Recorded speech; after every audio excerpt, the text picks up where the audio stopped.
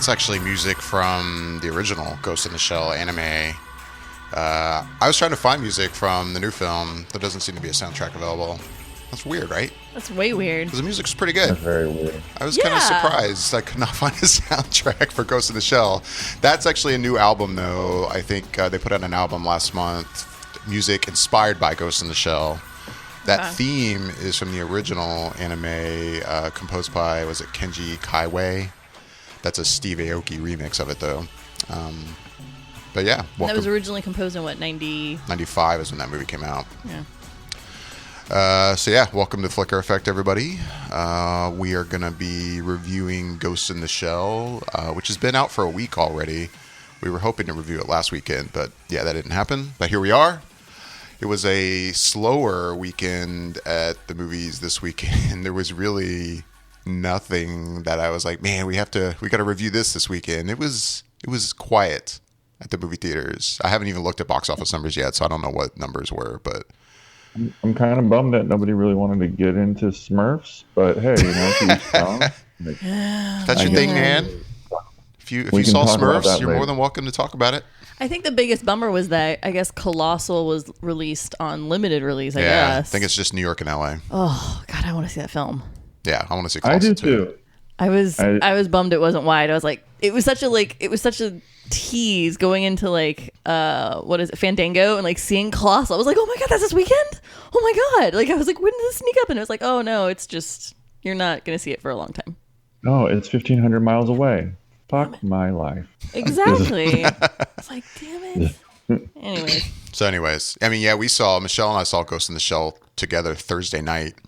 And, typically new releases will go ahead and release Thursday night at 7 p.m. showings. So you'll go to the movie theater a lot of weekends lately with big releases. And Thursday night, it'll be busy there. Yeah. Dude, it was a ghost town at the movie theater. There was nobody there.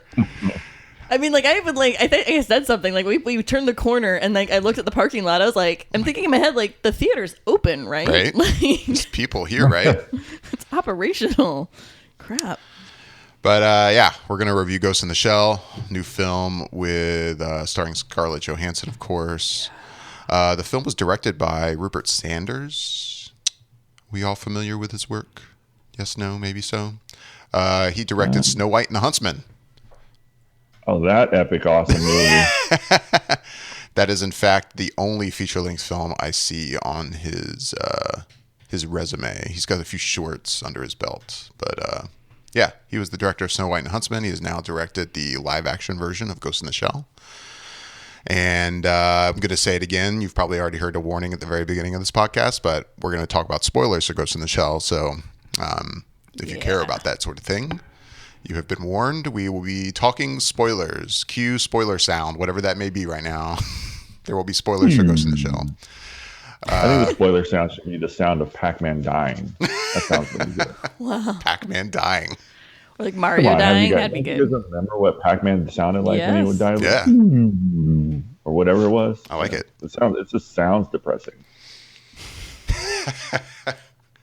All right, I'm in a dark place this morning. Is exciting. It's cool. It's early for us. We don't normally record this early. It's it's very early. 9:20 in the morning here on the East Coast. So for you, Jascha, it's 6:20 in the morning. That sun is just starting to crack over. It's barely coming up. I was turning my laptop on and it was still dark outside, and I'm just like, nice. Oh wow. I was telling David before you joined us, Michelle, I was sitting there, the alarm went off at 5:30 so I can try and be ready by 6 so I can have it together. And the alarm goes off. I turn my alarm off. I'm laying there and I'm just kind of thinking, I was like, I didn't talk to David at all yesterday. Maybe he won't want to record today. Maybe I won't hear from him. Maybe I won't have to get up. And the minute I thought that, it was like, doo-doo. And I was like, fuck me, that's him. That's got to be him. It's got to be him. And it looks glad I was there to help you get up, buddy. Oh, good morning. Good morning. Good morning, sunshine. He's like, hey, you still good to record at 6? And I'm like, yeah, I guess I am. So let's go ahead and let's do this. So yeah, I never introduced, by the way, I'm David Lott. For those new to the show, I've got Michelle here sitting across from me. That's Jascha out there in California. Bobby would normally be here. He is taking the week off. So no Bobby Jackson this week. No Bobby Jackson. which Go, is Bobby. very random and very rare. And I don't think he's seen this movie yet. I think it sounds like he's probably at this point just going to skip it until he can watch it on video. It's extremely rare for him, one, not to see a film, but two, not to record. It's like, wow. I know. Feels weird. Well, Bobby right? and I have had this whole conversation that, like, a lot of the times, if we can't get to seeing the movie the opening weekend, it just doesn't get seen until it hits video. Like, I mean, more times than not, it's just so hard to, like, oh, well, let me double up. You know, I mean, that's usually how I am. Yeah. I only ended up seeing this slate because there was nothing else coming out this weekend. So I was like, well, screw it. There's nothing else coming out. Let's review Ghost in the Shell since we missed it. Once and again, I wanted to see it. Shade at the Smurfs. I mean, I God, don't that's. understand why you're throwing so much shade at the Smurfs, dude. Man. I mean, that came out this weekend. Katy Perry's not in it this time around. It's because I'm I haven't out. seen the other ones. I feel like it's just that's the only reason. I found out Katy Perry wasn't Smurfette this time, and I was like, you know what? What's the point? What's the point? Yeah. My life is over. Why even bother? How dare you recast a part like that? God. It's totally effed up. I mean, I think she pretty much branded herself in that role. That's what I'm saying. It's like, why would they change that? That's what I'm saying. It's just, I can't. Well, So nobody wanted to go see Going in Style then, I guess, huh? oh yeah, that's that one with Morgan Freeman and. Oh yeah, the Zach Braff film. Oh, is that a Zach That Braff is movie? Zach Braff. Holy I shit, didn't I even know that. realize. I did I'm not up on know my that Zach in Braff, film. baby. I like Zach Braff a I lot. was gonna say I still appreciate Zach Braff. I never even saw that do last too. movie he made. I liked it. Oh yeah, Dude, Christopher Lloyd is in this. I'm looking at the There's cast right now. It's like, I'm interested in seeing it now that I know that it's a Zach Braff film. I really am. This film actually has got a lot of people in it. I mean, I kind of considered it, but this weekend is so crazy. Ugh, God. These taxes are coming up too. Crazy talent. Alan Arkin, Michael Caine, Christopher Lloyd, Matt Dillon. Wow. Yeah. People should check it out. It might be funny. It might be really funny. I liked the last one, I will say. And I know a lot of people didn't, but I enjoyed it. Which last one are you talking about? God, what was the name of Away that? We Go. No. I forget. It's the one with the girl Cue with Jeopardy his two music. kids. It's okay. It's the one where he has two kids and I know what you're talking about. yeah. Yeah. I can't think of it. I have to look. You guys keep. We're come on. horrible at this. My God. How we are terrible. Rough. What now? Rough. People care about what we have to say about things. I know it. Here. Wish I was here. Yes. There it God, you is. beat me to it. I got it just as you said it. I was just pulling it up, dude. Yeah. No, I liked Wish I Was Here. The soundtrack, I mean, just like Garden State, the soundtrack to Wish I Was Here was spectacular. It's great. Mm-hmm. But I mean, I enjoyed it. I didn't enjoy it as much as I enjoyed Garden State, but I liked it quite a lot. It's a little depressing, I will say, because it deals with death. Again, it's just like Garden State. It deals with death in a way, but in a whole different way. Like it looks the whole thing a different way. Right. Because everybody grieves differently. And so this character grieves differently. And so it's just a whole different thing. But it was just good. Like it's written really well. It's just, yeah. And the kids in it are spectacular. Oh my God. Like the girl that plays his daughter, just awesome. Anyways, let's talk about something that came out this year. So back to Ghost in the Shell. Jascha, I'm curious. You saw this last weekend. And I did. It sounds like you have a lot to say. So I did. you did, but it's been a week and now it's left your head. Aww. Well, because I found the movie to be that forgettable, I walked out kind of like, I can't believe I wasted so much of my time on this movie. For a second, I thought he was going to say I walked out, but I was like, damn, he walked out of the film? Like in the middle of it? I've only walked out of one movie ever in my life. Most of the time, even if it's bad, I'll stick it through it. But there was one movie I just couldn't do it, and it was Tom Arnold's The Stupids. And I was like 19, I think, 20. Somebody threw money at that. Do you guys remember that movie? No. Like, I mean, it was unbelievably bad. All you had to say was Tom Arnold. Anyways, What's that? Ghost in the Shell. Going back to Ghost in the Shell. Listen, I went into this movie completely blank. All I knew from what it was the trailer. I knew that it was an anime. I knew David enjoyed the animated a lot.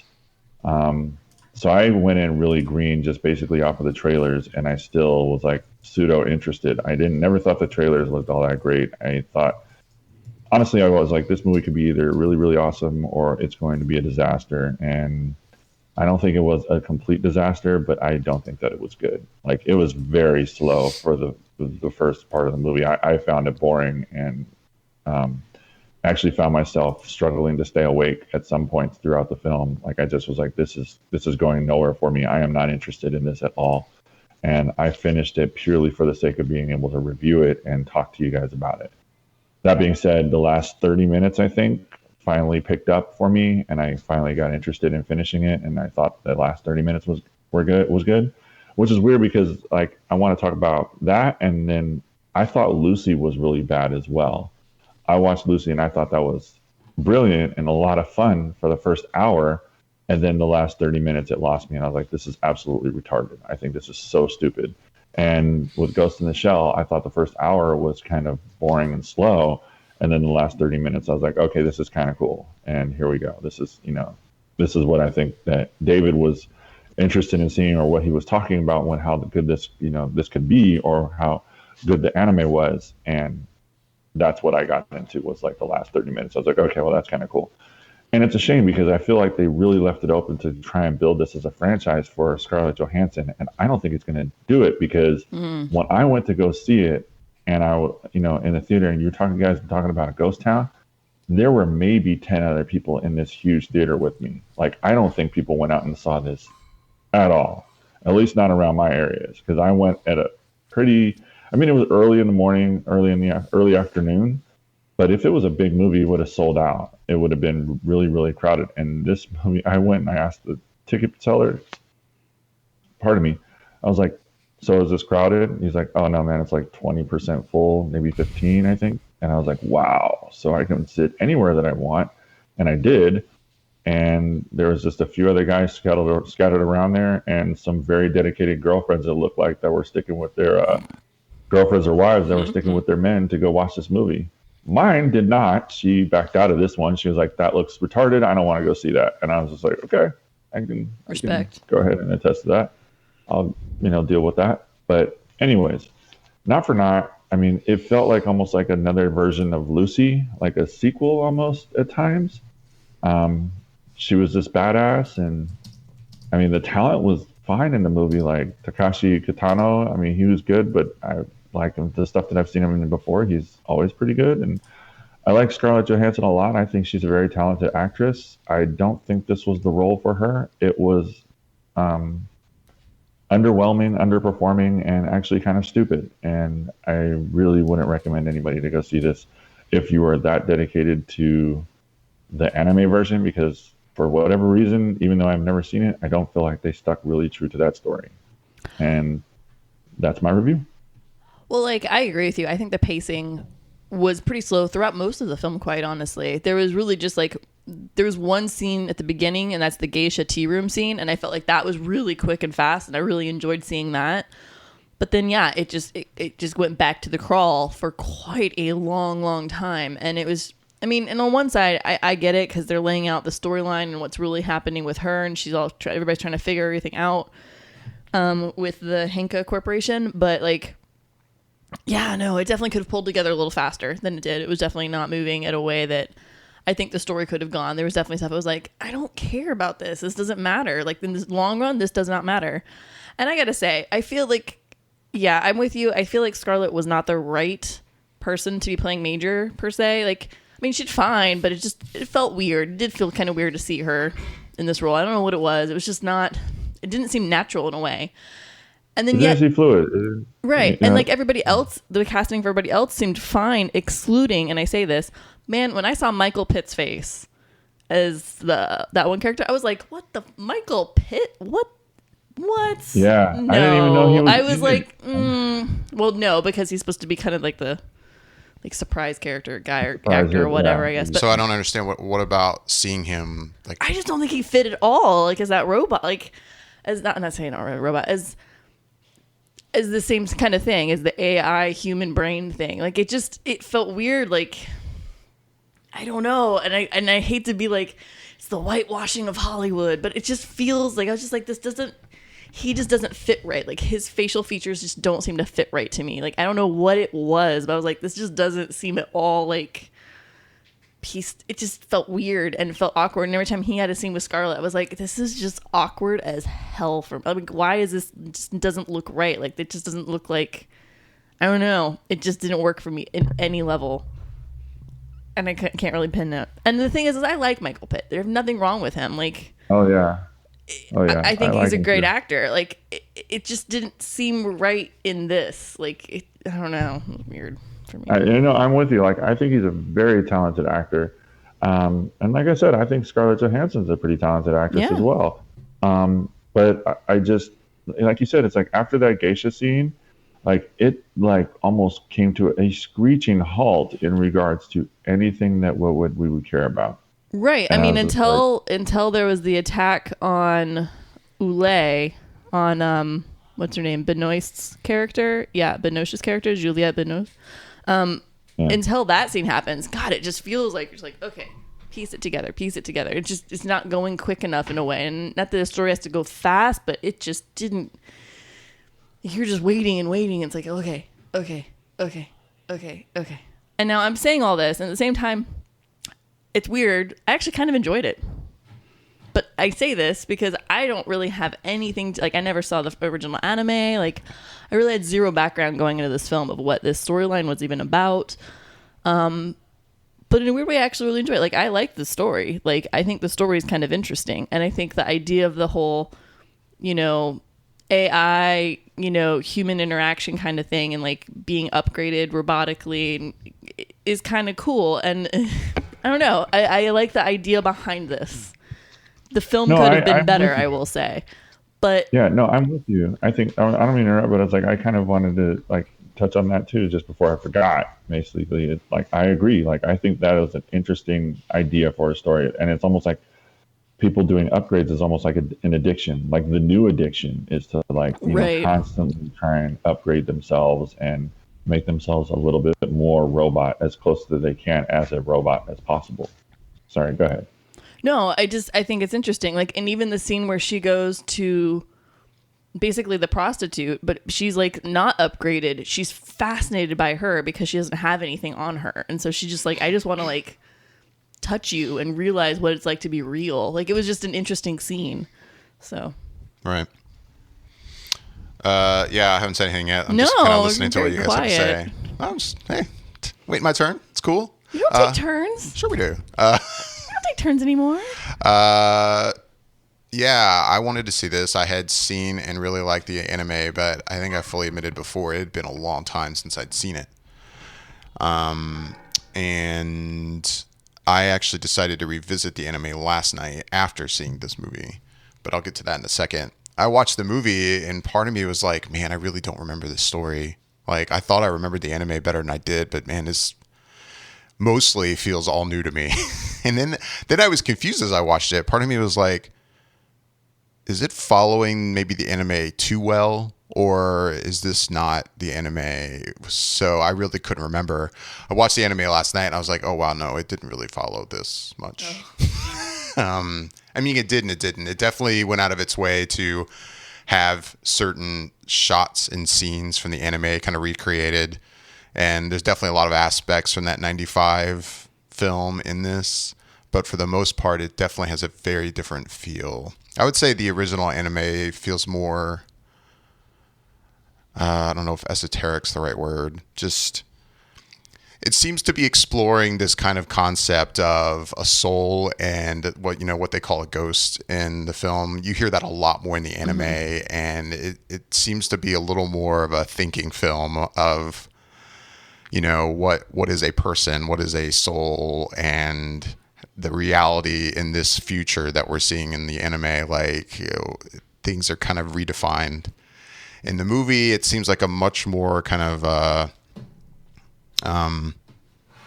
like a regular plot, if you will. You don't really get that in the anime like you do in this movie. This whole concept about like how there were a bunch of people before her and she was really the first survivor, and there was like 98 experiments before her, and that whole thing, unless I missed it in the anime last night when I watched it, excuse me, totally not there.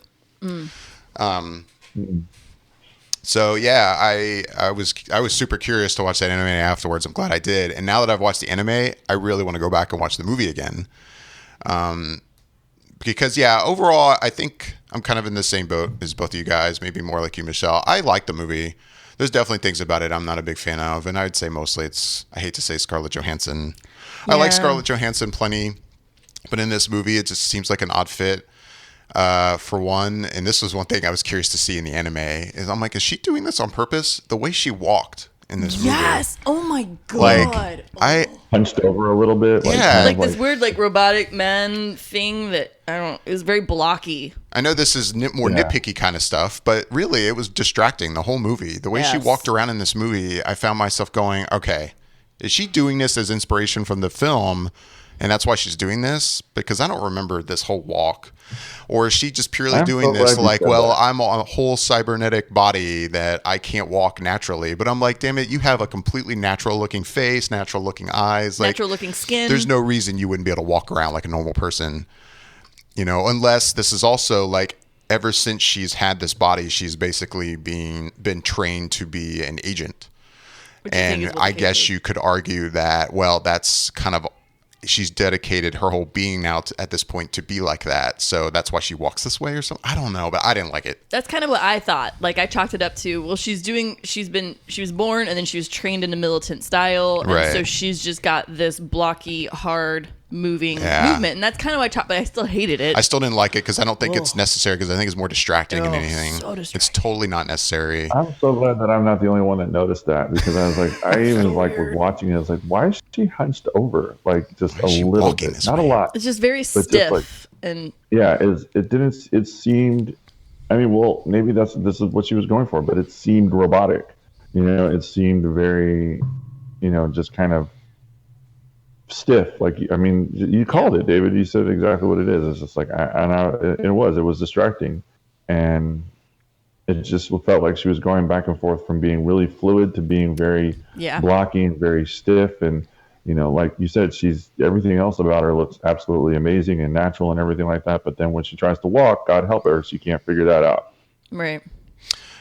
Yeah, so I was curious when I watched the movie last night, the anime, like, was this something that the character did in that? And I didn't notice it at all.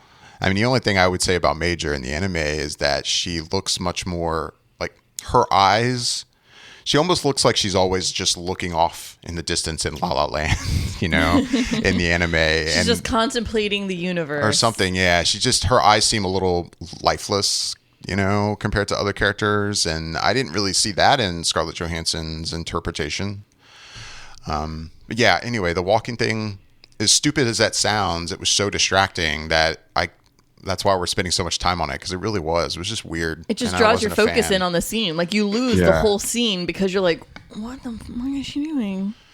But then there's a lot of things they did differently. For instance, I forget that character's name, the guy that ends up getting the augmented eyes. Batu?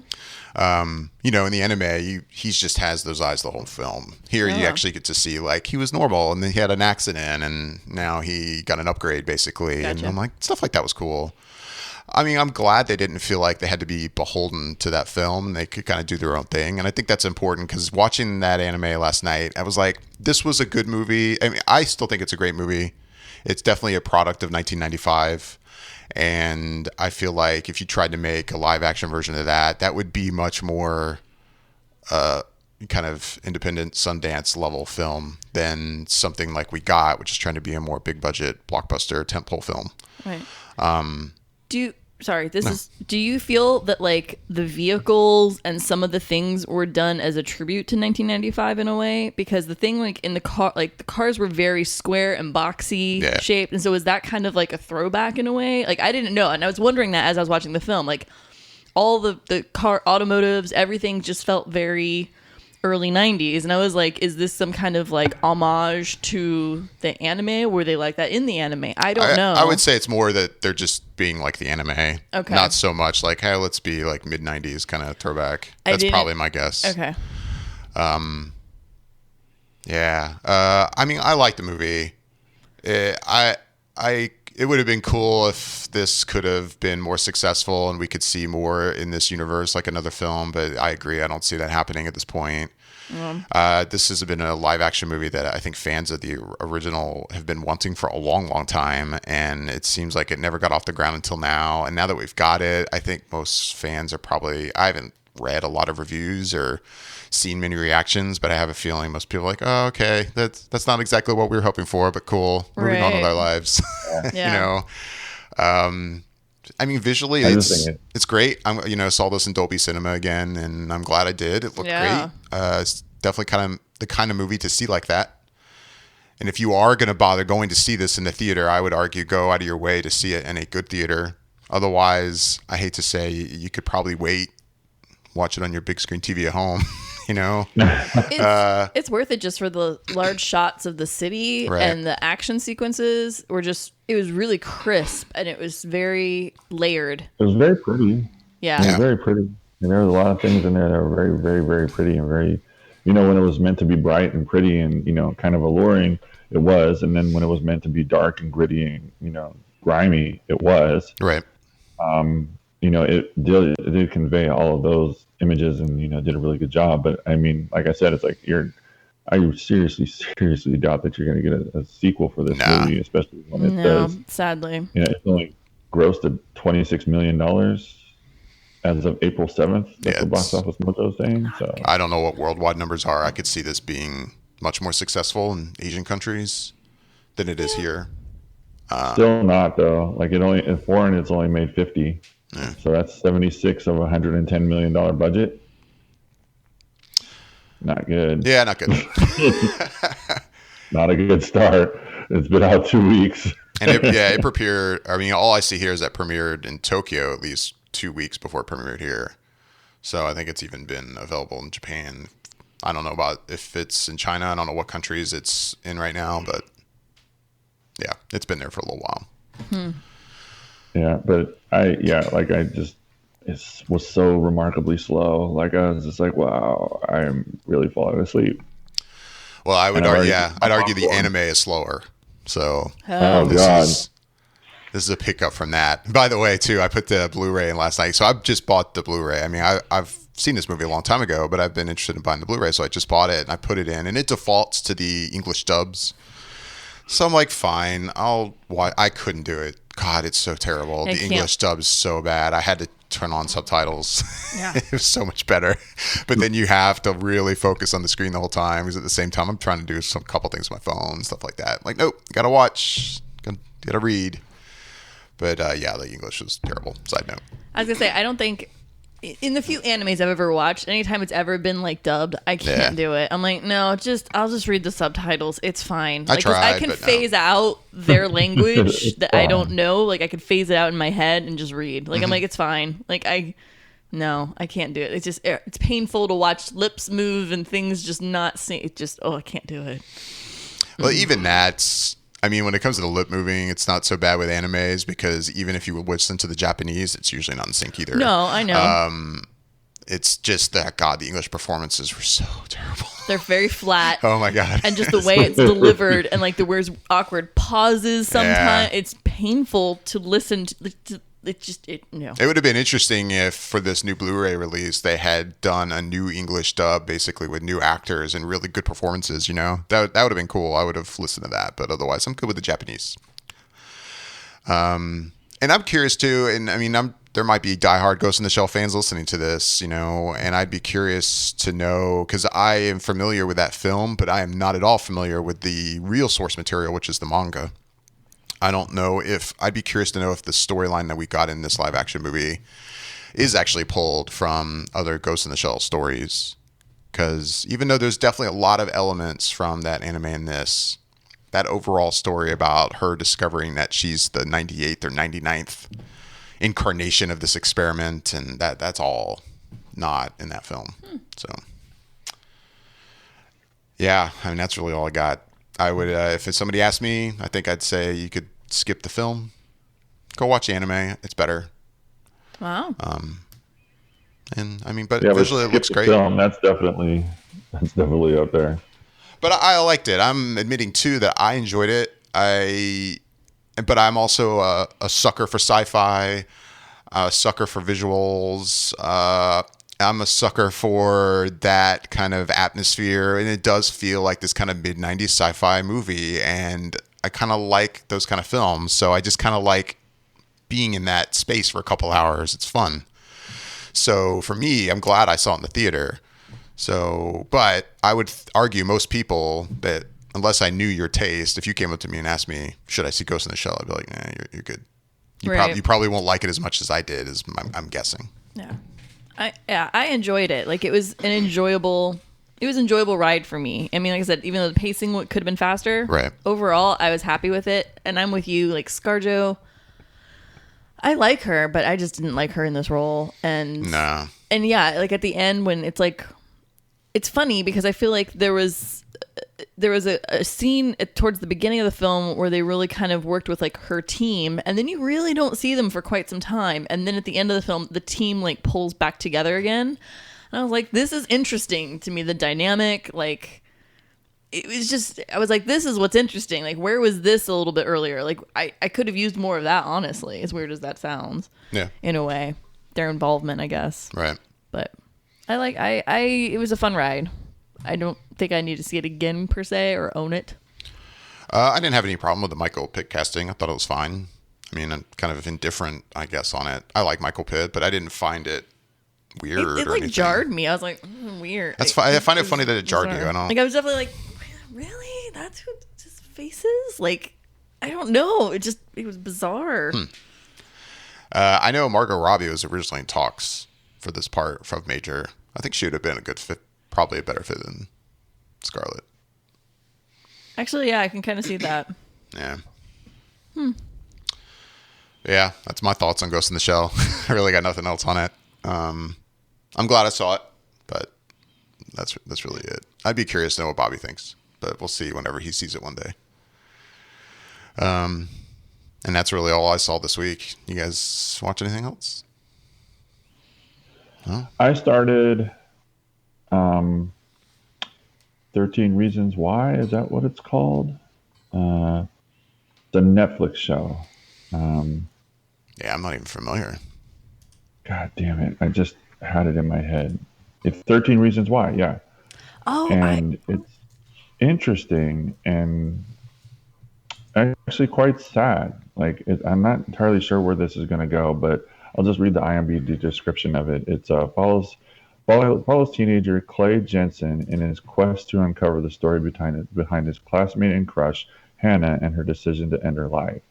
So this girl ends up kills herself. Like, that's how we start the show. She's already killed herself, but she has mailed recordings of why she did what she did to a select amount of people.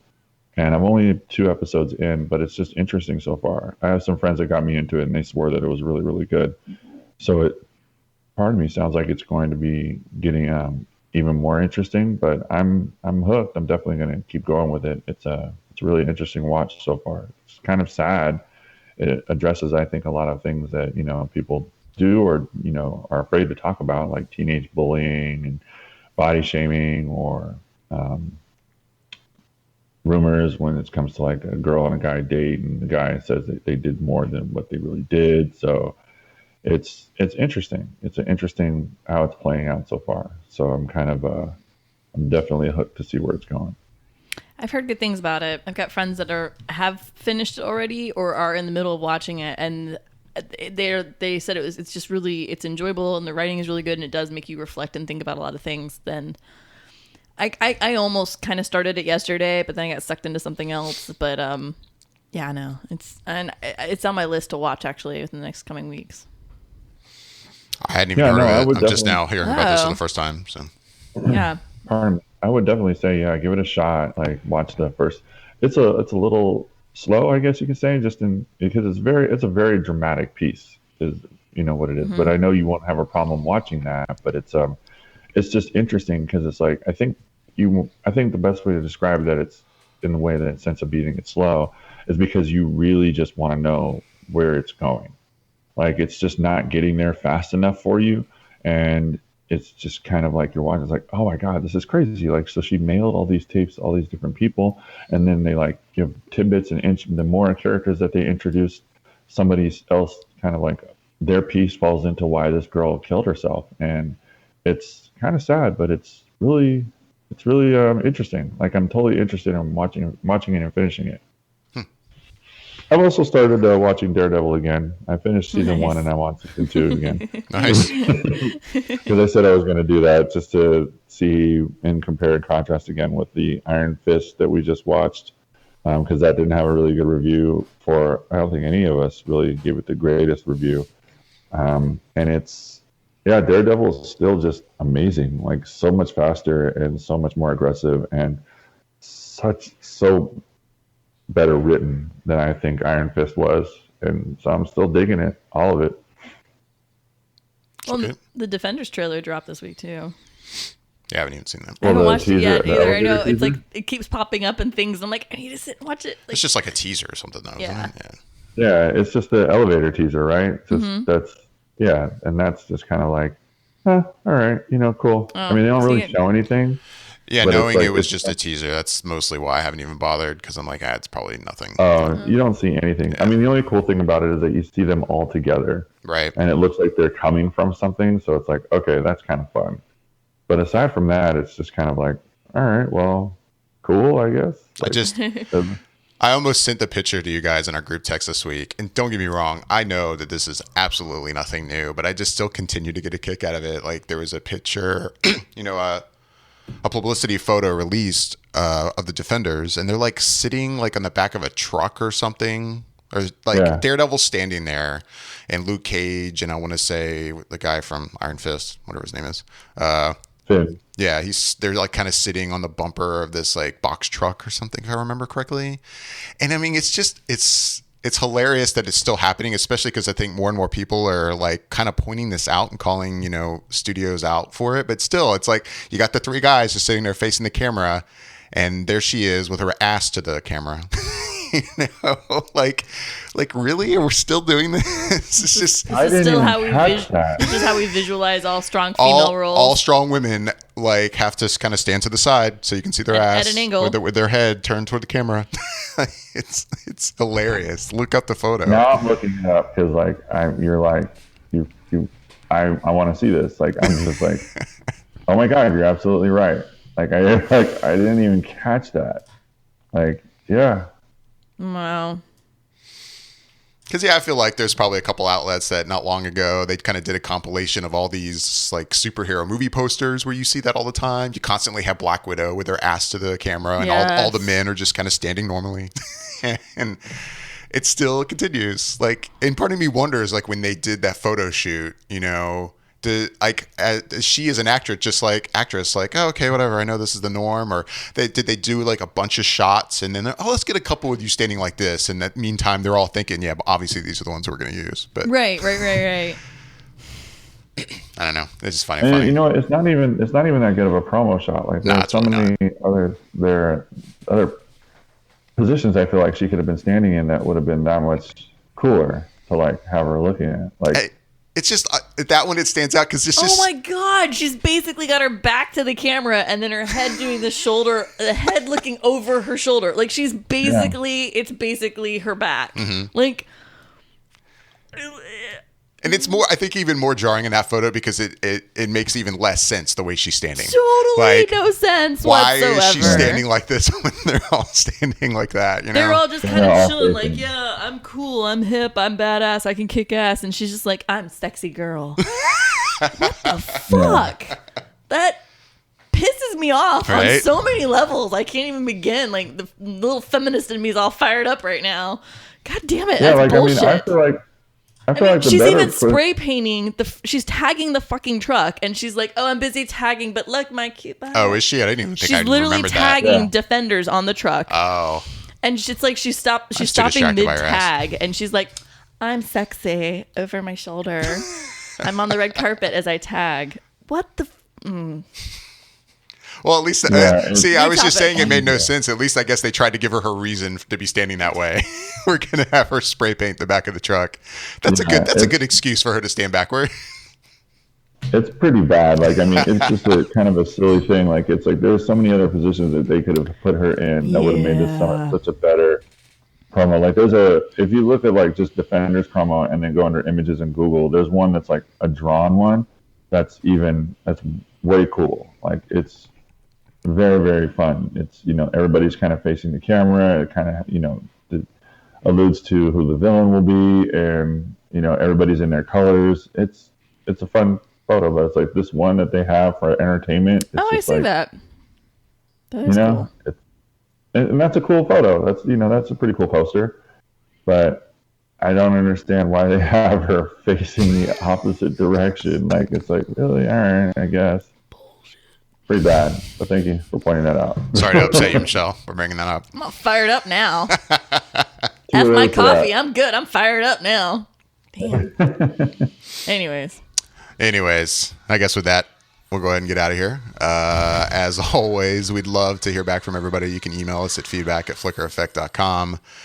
You can find us on YouTube at youtube.com/flickereffect. You can find links to all of our other social media accounts on our website. There's links over on the right-hand side. I'm David Lott. I'm Jascha Wilson. And I'm Michelle Curry. Thanks for listening.